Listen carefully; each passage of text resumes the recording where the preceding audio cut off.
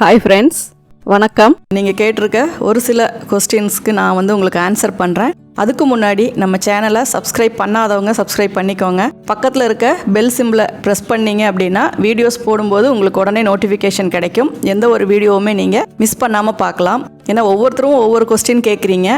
நான் சொல்கிற பதில் எல்லாத்துக்குமே அது அந்த ப்ராப்ளம் சால்வ் ஆகிற மாதிரி தான் நான் சொல்கிறேன். அதனால் கண்டிப்பாக எல்லாத்துக்குமே அது யூஸ் ஆகும் அப்படின்னு நான் நினைக்கிறேன். அதே மாதிரி லைக் பண்ணுங்கள், ஷேர் பண்ணுங்கள். அது உங்களுக்கு என்னென்ன டவுட்ஸ் இருக்குது, ஏதாவது சொல்லணும், டவுட்ஸ் கேட்கணும் அப்படின்னா நீங்கள் கமெண்ட்ஸில் போடுங்க. எனக்கு சப்போர்ட் பண்ணி, எனக்கு விஷ் பண்ணி, எனக்காக ப்ரே பண்ணுற எல்லாருக்குமே நான் தேங்க் பண்ணிக்கிறேன்.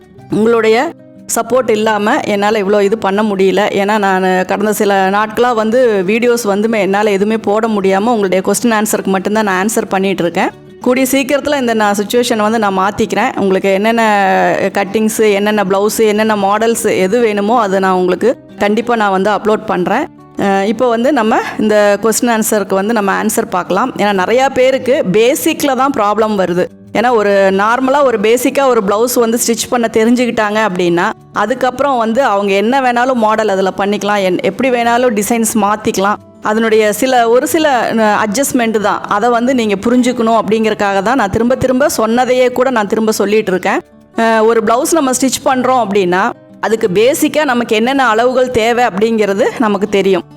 ஒன்று செஸ்ட் ரவுண்டு வேணும், அடுத்தது வெயிஸ்ட் ரவுண்டு வேணும். அதாவது மார்பு சுற்றளவு, இடுப்பு சுற்றளவு, ஆம்ஹோல் சுற்றளவு. இது ரொம்ப மெயினான ஒரு பேசிக். இந்த அளவில் உங்களுக்கு எந்த ஒரு வித்தியாசமும் வரக்கூடாது.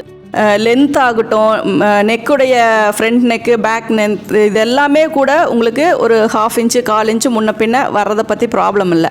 ஆனால் chest round, waist round, armhole round, இது மூணுமே உங்ககிட்ட மெஷர்மெண்ட் பர்ஃபெக்டாக இருந்துச்சுன்னா தான் உங்களுக்கு அதை தொடர்ந்து வர எல்லா ப்ராப்ளமுமே உங்களுக்கு சால்வ் பண்ண முடியும்.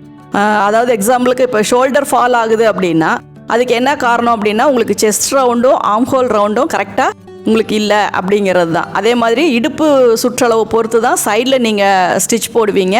அந்த ஸ்ட்ரெயிட் ஸ்டிச்சுமே உங்களுக்கு கரெக்டாக வரல அப்படின்னா உங்களுக்கு தொடர்ந்து அதை பேஸ் பண்ணி ஒவ்வொரு பிரச்சனையாக வந்துட்டுருக்கும். ஒவ்வொரு உடம்புக்கும் ஒவ்வொரு வித்தியாசமான நம்ம ஸ்டிச் போடுவோம். லீனாக இருக்கவங்களுக்கு நல்லா உள்பக்கம் பெண்ட் பண்ணி ஸ்டிச் போடுவோம்.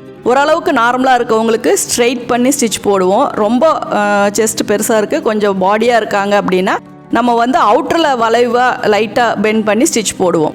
ஒவ்வொருத்தருக்கும் ஒவ்வொரு மாதிரி நம்ம ஸ்டிச் பண்ணும்போது நம்ம நமக்கு தேவையான இந்த 3 அளவில் எந்த ஒரு டவுட்டுமே நமக்கு வரக்கூடாது. செஸ்ட் ரவுண்டுனா கரெக்டாக எடுங்க. ஒரு டேப்பு நீங்கள் அரவுண்ட் பண்ணி எடுக்கும்போது கரெக்டான லூஸ் வச்சு, கரெக்டான இது வச்சு நீங்கள் எடுங்க. அதே மாதிரி இடுப்பு சுற்றளவு, வேஸ்ட் லென்த்து எந்த இடத்துல முடியுதோ அந்த இடத்துல கரெக்டாக ரவுண்ட் பண்ணி நீங்கள் வேஸ்ட் ரவுண்டை நீங்கள் எடுங்க. ஆம்ஹோல் போட் நெக்குக்கு, காலருக்கு எல்லாமே கொஞ்சம் அவுட்டரில் தள்ளி எடுங்க. ஏன்னா நம்ம ஷோல்டர் அவுட்டரில் வரும். நார்மலாக சுடிதாராக இருக்கட்டும், ப்ளவுஸாக இருக்கட்டும், அதுக்கெல்லாம் நீங்கள் நார்மலாக ரவுண்ட் நெக்கு இந்த மாதிரி வச்சு தைக்கும்போது நீங்கள் நல்லா ஆம்ஹோலை மேலே ஷோல்டர் பக்கம் தூக்கி வச்சு எடுங்க. ஏன்னா அப்படி எடுக்கும்போது தான் உங்களுக்கு அந்த ஷோல்டரில் இருக்க, அந்த ஆம்ஹோலில் இருக்க வித்தியாசம் என்னன்னு உங்களுக்கு தெரியும். ஏன்னா ஒரு 1/2 இன்ச்சு 3/4 இன்ச்சு அவுட்டரில் எடுக்கும்போது கம்மியாக வரும், உள்ளே தள்ளி எடுக்கும்போது உங்களுக்கு அதிகமாக வரும். இந்த மாதிரி பேசிக்கான சில விஷயங்கள். அதே மாதிரி இப்போ நீங்கள் ஒரு போட் நெக்கு ஸ்டிச் பண்ணுறீங்க அப்படின்னா காலருக்கும் நான் அதே தான் சொல்லியிருக்கேன், போட் நெக்குக்கும் அதே தான் சொல்லியிருக்கேன். நீங்கள் எடுக்கிற ஷோல்டரில் 1/2 வச்சு நீங்கள் ஷோல்டர் மார்க் பண்ணிக்கோங்க. அதை விட ஒரு 1/2 இன்ச்சு கீழே ஸ்லாண்டிங்காக லைன் போட்டுக்கோங்கன்னு சொல்லியிருக்கேன்.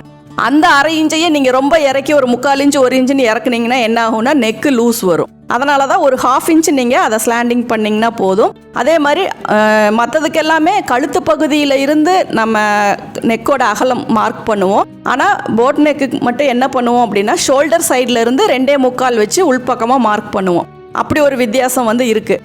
அதே மாதிரி உங்களுக்கு ஃப்ரண்ட்டில் போட் நெக்கும், பேக்கில் நல்லா round neck, deep round neck, இல்லை மாடல் ஏதோ ஒன்று பண்ணுறீங்க அப்படின்னா நீங்கள் 1/2 எடுக்கிற ஷோல்டரில் இருந்து நீங்கள் இன்னும் கூட ஒரு 1/2 இன்ச்சு 3/4 இன்ச்சு ஷோல்டருடைய இதை நீங்கள் குறைச்சிக்கலாம்.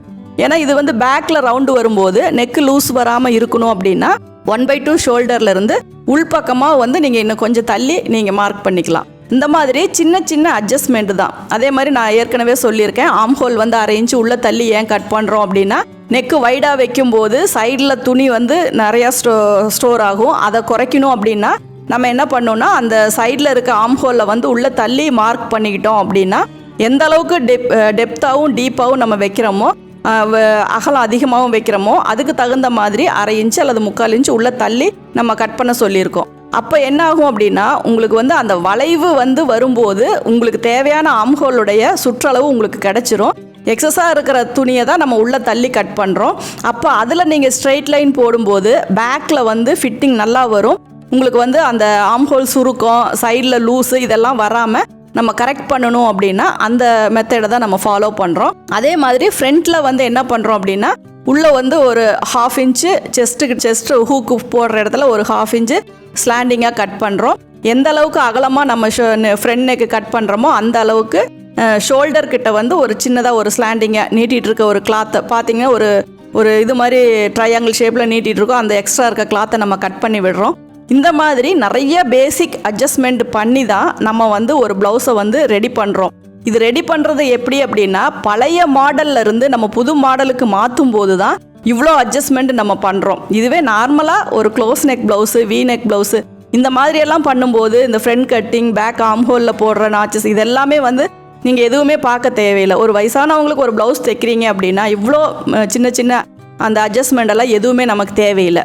அதுவே இப்போ நம்ம போடுற அந்த ட்ரெண்ட்ஸுக்கு மாற்றி நம்ம தைக்கிறோம் அப்படிங்கும்போது தான் இத்தனை அட்ஜஸ்ட்மெண்ட்டுமே நம்ம பண்ணுறோம். ஒரு போட் நெக் ஆகட்டும், ஒரு காலர் நெக் ஆகட்டும், ஒரு சின்னதாக ஒரு சுருக்கம் கூட வராமல் ஃபிட்டிங்காக போடணும் அப்படின்னு நம்ம ஆசைப்படும் போது தான் இவ்வளோ அட்ஜஸ்ட்மெண்ட் எல்லாம் நம்ம பண்ணுறோம். ஏன்னா இதெல்லாமே வந்து பண்ணும்போது தான் உங்களுக்கு அந்த எக்ஸஸாக இருக்க கிளாத்தை பூரா நீங்கள் அவாய்ட் பண்ணிவிட்டு ஒரு ஃபிட்டிங்கை உங்களால் கொண்டு வர முடியும்.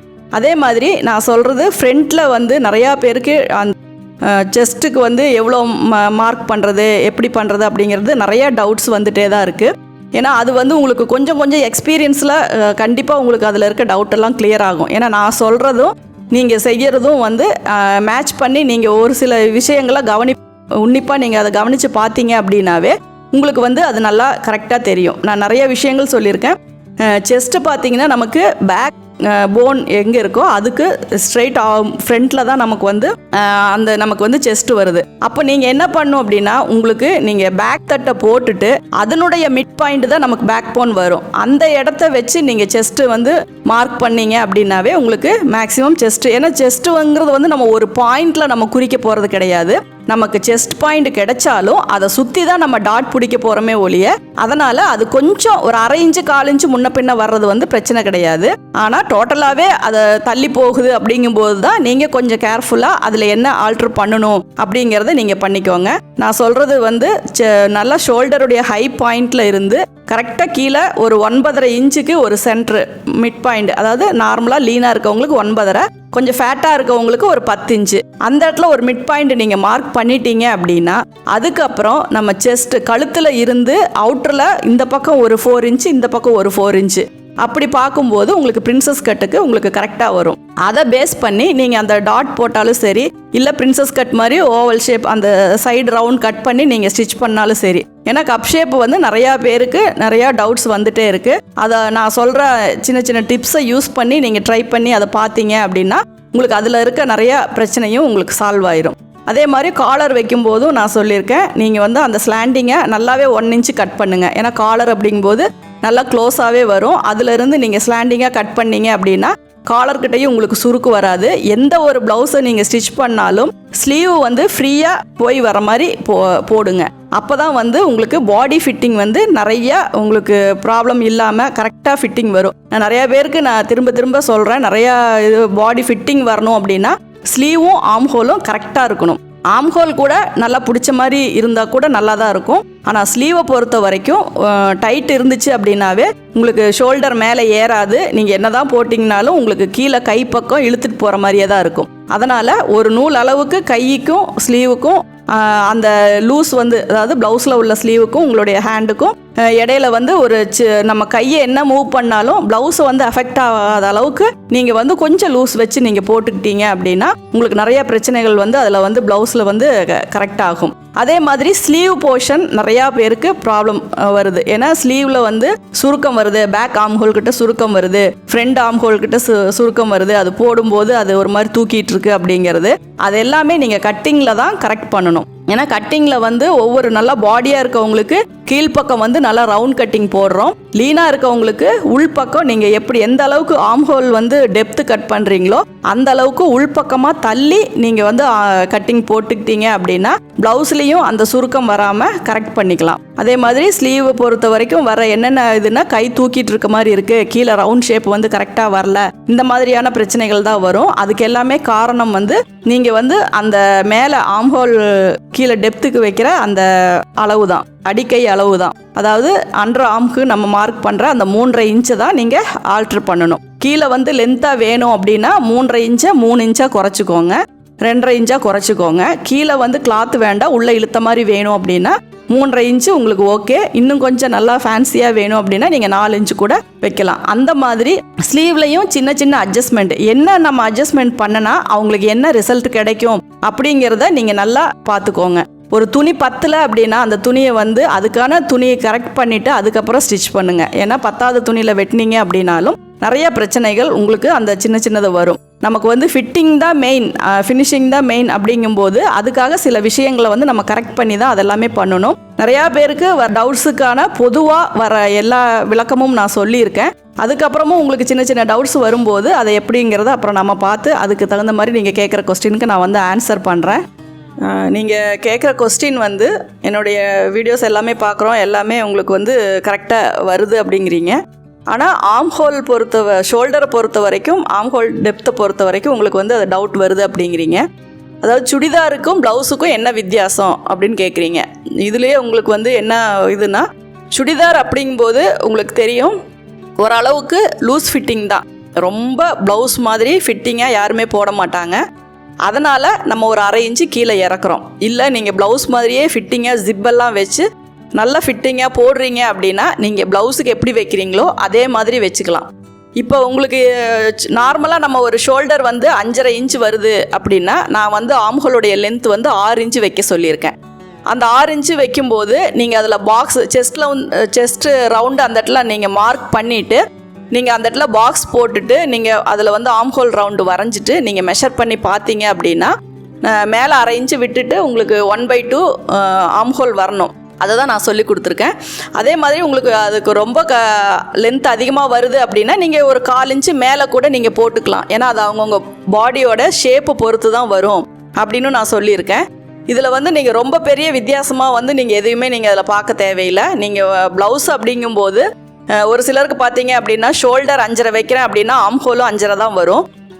சப்போஸ் கொஞ்சம் பாடியாக இருக்காங்க அப்படின்னா நம்ம அதை கீழே இறக்குறோம், அவ்வளோதான். நம்ம வந்து ஒருத்தருக்கு ஒரு விஷயத்தை புரிய வைக்கணும், புரிஞ்சுக்கணும், அவங்க கன்ஃபியூஷன் இல்லாமல் அதில் தெரிஞ்சுக்கணும் அப்படிங்கிறதுக்காக தான் நம்ம ஏதோ ஒரு கால்குலேஷன், அதாவது ஃபார்முலா மாதிரி வச்சு நம்ம ஒரு இதை வந்து நம்ம கிளாஸ் கொண்டு போகிறோம். அதில் வந்து ஆல்ட்ரேஷன் பண்ணணும் அப்படின்னா கண்டிப்பாக பண்ணலாம். ஏன்னா இது நம்ம ஓனாக க்ரியேட் பண்ணின ஒரு விஷயந்தான். ஒரு கால்குலேஷன் முதல் கொண்டு எல்லாமே நம்ம ஓனாக க்ரியேட் பண்ணினது தான். இந்த அளவு வச்சா இவங்களுக்கு இது கரெக்டாக இருக்கும் அப்படிங்கிறது தான் நம்மளுடைய கால்குலேஷன். இந்த நம்ம செஸ்ட் ரவுண்டை 8ஆக பிரித்து அது கூட 1 inch 1/2 inch plus or minus பண்ணுறது எல்லாமே வந்து நம்ம வந்து ஒரு ஃபார்முலா அப்படிங்கிறதுக்காக நம்ம வந்து உருவாக்குறது தான். இந்த ஃபார்முலா வந்து 80% ஆட்களுக்கு எல்லாமே கரெக்டாக வந்துடும். ஒரு சில டிஃப்ரெண்ட்டான ஒரு பாடி ஷேப்பு, ஸ்லீவ் கொஞ்சம் பெருசாக இருக்குது, உடம்பு கொஞ்சம் பெருசாக இருக்குது, ஸ்லீவ் சின்னதாக இருக்குது, இந்த மாதிரி இருக்கவங்களுக்கு மட்டும்தான் உங்களுக்கு அதை வந்து ஆல்ட்ரு பண்ணுற மாதிரி வரும். அந்த மாதிரி வரும்போது தாராளமாக நம்ம வந்து நமக்கு தேவை ஆம்ஹோல் ரவுண்டு ஃபிட்டிங் வரணும் அப்படிங்கிறது தான். அதுக்காக நம்மளுடைய அந்த 1/2 இன்ச்சு லைனை வந்து நம்ம மேலே ஏற்றியோ கீழே இறக்கியோ நம்ம போட்டுக்கலாம். இது வந்து இப்படி தான் பண்ணணும் அப்படிங்கிறத ஃபார்முலா கிடையாது. நம்மளுடைய உடம்புக்கு தகுந்த மாதிரி நம்ம அதை அட்ஜஸ்ட் பண்ணிக்கலாம்.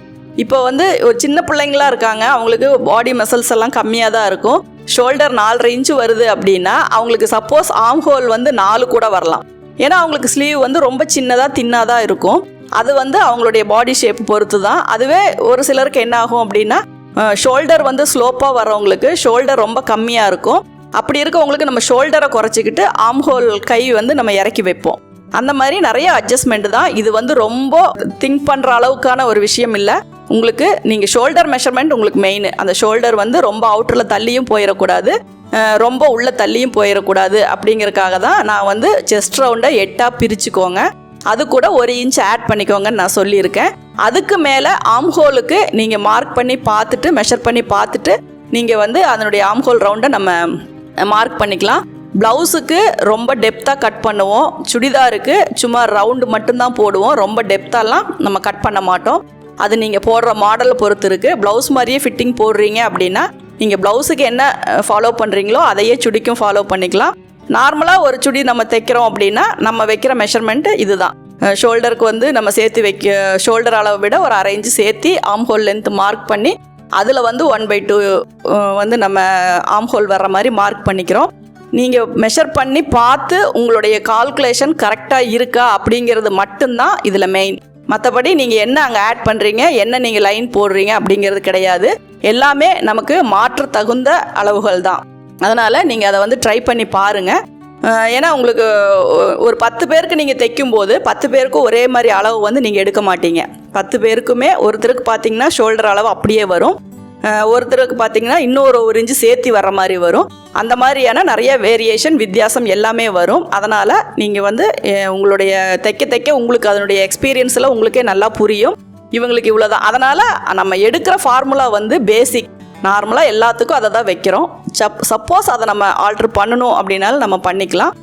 நீங்கள் வந்து தாராளமாக வந்து நீங்கள் உங்களுடைய சின்ன சின்ன சேஞ்சஸ் வரும்போது அதை நீங்கள் அப்ளை பண்ணி நீங்கள் பார்த்தீங்க அப்படின்னா உங்களுக்கு நிறைய விஷயங்கள் வந்து அதிலிருந்துமே உங்களுக்கு என்ன டிஃப்ரெண்ட் வருது அப்படிங்கிறதே உங்களுக்கு புரியும். ஏன்னா நம்ம ஒரு இது நம்ம ஸ்டார்ட் பண்ணும்போது தைக்கிற ஃபஸ்ட்டு ப்ளவுஸுக்கும் ஒரு 10வது ப்ளவுஸுக்கும் பார்த்தீங்க அப்படின்னா ரொம்ப வித்தியாசம் வரும்.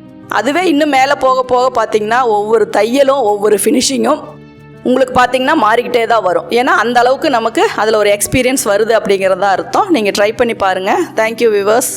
நீங்கள் தொடர்ந்து இந்த சேனலை பார்த்து யூஸ் பண்ணிக்கணும் அப்படின்னா இந்த சேனலை சப்ஸ்கிரைப் பண்ணுங்கள், பெல் பட்டன் ப்ரெஸ் பண்ணுங்கள், உங்கள் ஃப்ரெண்ட்ஸ் கிட்ட ஷேர் பண்ணுங்கள். அதில் ஏதாவது உங்களுக்கு கமெண்ட்ஸ் தெரிவிக்கணும்னா கமெண்ட்ஸ் பாக்ஸில் போடுங்க. தேங்க்யூ ஃபார் வாட்சிங்.